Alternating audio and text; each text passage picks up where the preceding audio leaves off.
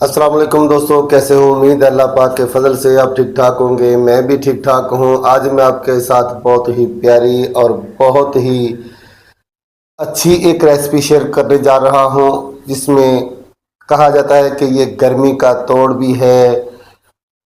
इससे आपका मैदा भी ठंडा हो जाएगा, मैदे की गर्मी ख़त्म हो जाएगी, जिगर की गर्मी ख़त्म हो जाएगी। तो चलते हैं, शुरू करते हैं। बिस्मिल्लाहिर्रहमानिर्रहीम। ये मैंने इमली और आलू बुखारे को कम अज़ कम 6 से 7 घंटे भिगो के रखा है।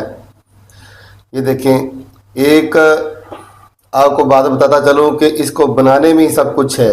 अगर आपने अच्छे से इसको बना लिया ना तो बहुत फ़ायदा होने वाला है माशाल्लाह। तो 125 ग्राम हमने इमली ली थी, 125 ग्राम ही जो है ना आलू बुखारा लिया था। तो उनको हमने कम अज़ कम 6 से 8 घंटे भिगो के रखा है। ये देखें, अब हम इसको अच्छे से जो है ना दबा लेंगे। इस तरह आपने दबा लेना है। एक दफ़ा इस तरह दबा लेंगे तो इनकी गुठलियाँ जो है ना वो अलहदा हो जाएंगी। आपको एक और बात बताता चलूँ, अगर आप इसको हाथ से इस तरह गुठलियाँ इसकी अलहदा कर लेंगे तो भी ठीक है। अगर आप इसको ब्लेंडर में डाल के ब्लेंड कर लेंगे तो भी ठीक है। लेकिन एक बात आपने जहन में रखनी है कि जब आपने ब्लेंडर में इसको डाल के ब्लेंड करना है ना, तो ज़्यादा नहीं ब्लेंड करना। एक दो दफ़ा जो है ना मशीन चल जाए तो आपने बंद कर देना है। ये देखें, गुठलियाँ मैंने सारी निकाल ली हैं इसमें से हाथ की मदद से। अब हम इसको ब्लेंडर में डालेंगे। ब्लेंडर में डाल के तो हमारे पास ये गूदा बचा है ना, इसको अच्छे से जो है ना ग्राइंड कर लेंगे।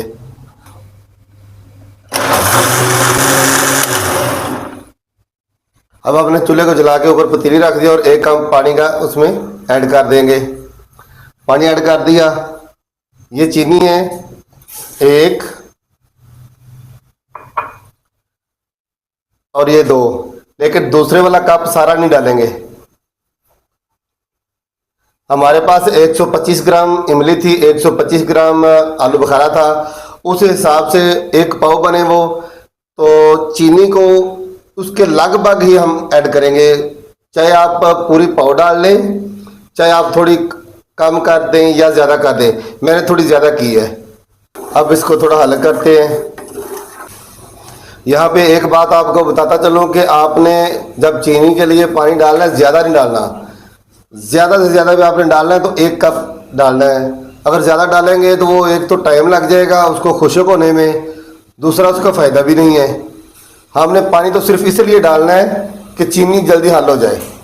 ये देखें, चीनी हल हो गई, अब वो पक रही है। अब हम इसमें ऐड करेंगे इमली और आलू बुखारे का पल्प।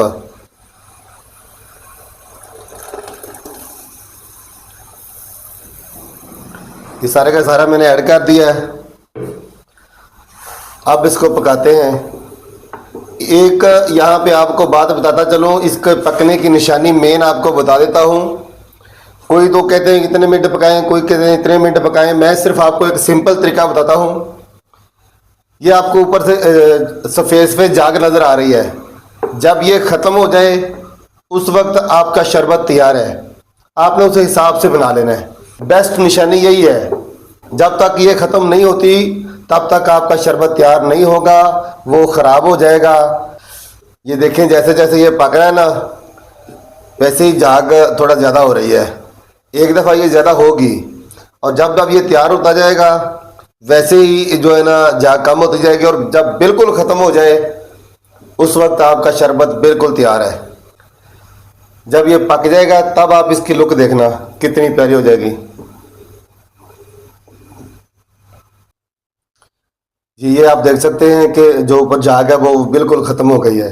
अब ये हमारा शरबत बिल्कुल तैयार है।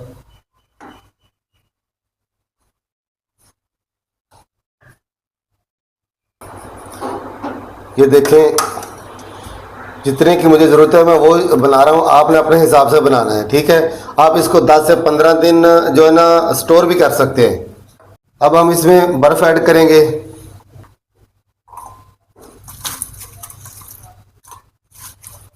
ढेर सारी बर्फ़ डालेंगे ताकि जल्दी ठंडा हो जाए। ये मैंने इसबगोल का छिलका और तोख मलंगा दोनों इकट्ठे को भिगो के रखा था। मुझे दोनों पसंद है इसलिए मैंने दोनों को भिगोया है। वैसे अगर आप चाहें तो सिर्फ तोख मलंगा ही डाल सकते हैं इसमें। ये भी मैंने ऐड कर दिया इसमें। अब इसमें पानी ऐड करेंगे।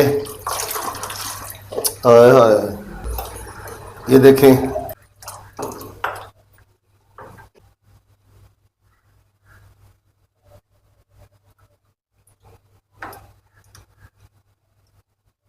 ये हमारा इमली और आलू बुखारे का शरबत तैयार हो गया है। अगर आपको हमारी वीडियो अच्छी लगे, वीडियो को लाइक और शेयर कर देना, चैनल को सब्सक्राइब कर लेना, बेल आइकन के बटन को दबा देना।